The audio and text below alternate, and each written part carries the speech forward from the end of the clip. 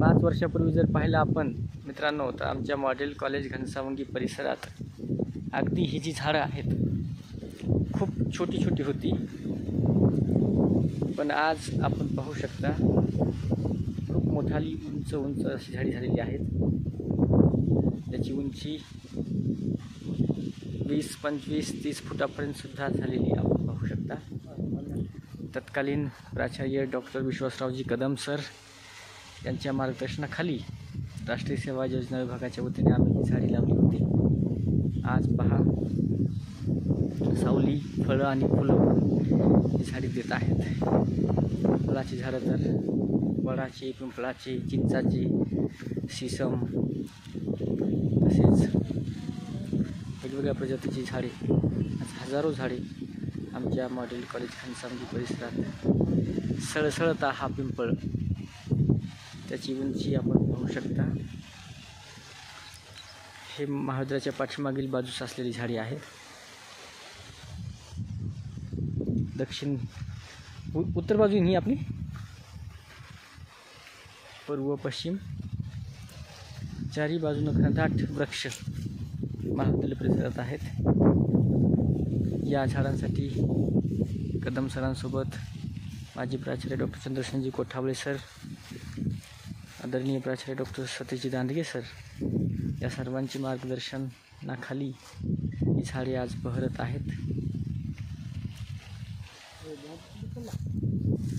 आता ऑक्सिजन प्लांटसुद्धा आम्ही करत आहोत.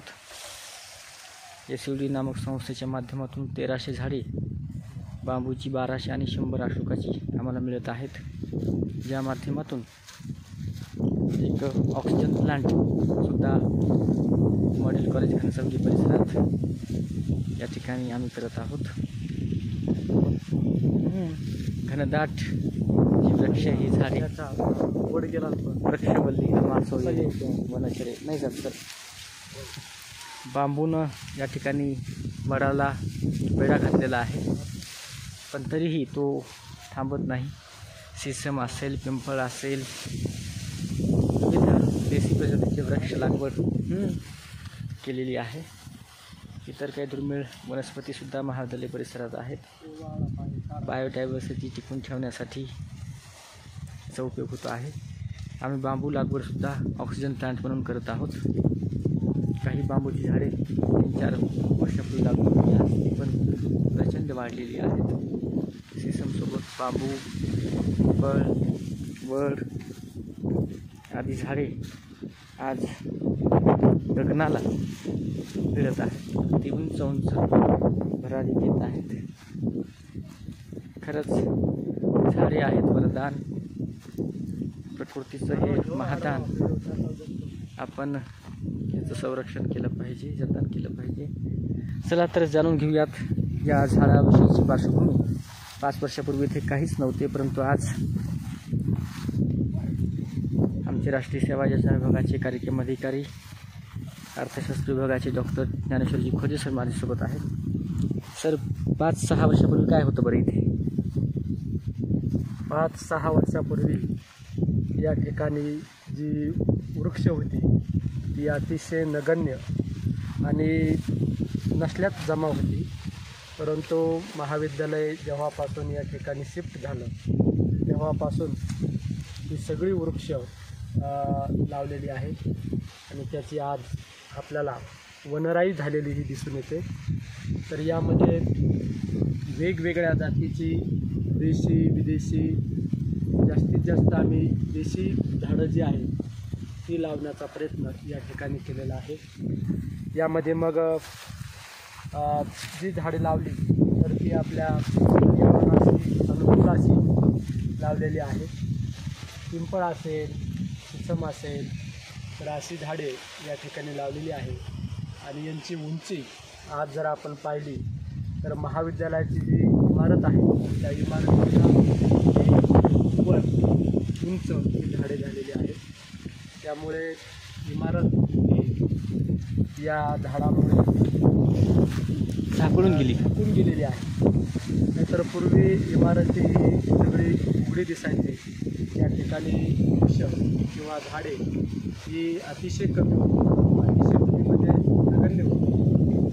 आणि माझी सर्व प्राचार्य असतील तर या प्राचार्याच्या मार्गदर्शनानुसार आम्ही वेळोवेळी प्रत्येक वर्षी काही का होईना परंतु झाडे लावत गेलो आणि आज हे त्याचं रूप आपल्याला या महाविद्यालयात दिसत आहे.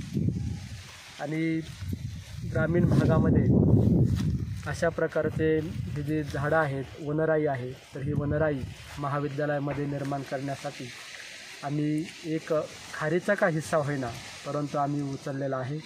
आणि पर्यावरणाशी पूरक असे हे जे काही झाडे आहेत ती झाडे लावण्याचा आम्ही प्रयत्न केलेला आहे.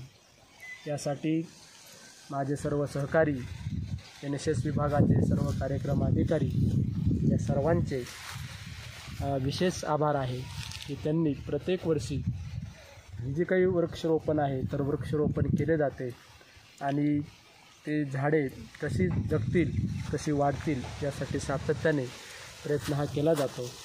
त्यासाठी स्वयंसेवक विद्यार्थी सुद्धा मोठ्या प्रमाणावर मदत करतात. त्यांच्या माध्यमातून सुद्धा या झाडांचं वृक्षारोपण किंवा संवर्धन जे आहे ते संवर्धन केलं जातं. हा रस्ता आहे पाठीमागच्या महाविद्यालयाचा. याच्या दुतर्फा जी काही सप्तपर्णी आहे तर सप्तपर्णीची झाडे ही लावलेली आहेत आणि ती आज मोठ्या डौलानं वाऱ्यासोबत डोलत आहेत. यासाठी आम्हाला समाजभानचे श्री दादासाहेब थेटे सर यांनी विशेष मदत ही केली होती आणि हे झाडे त्यांच्या मदतीने महाविद्यालयामध्ये लावण्यात आली आणि ती आज खूप मोठी झालेली आपल्याला दिसत आहे. तर आपण पाहू शकता महाविद्यालयाच्या पाठीमागील बाजूला आपण आलेलो आहोत. तर समस्त महाजन ट्रस्ट समाजभान टीम यांच्या वतीने सुद्धा काही झाडे आम्हाला दिली होती. त्याचं संगोपन ही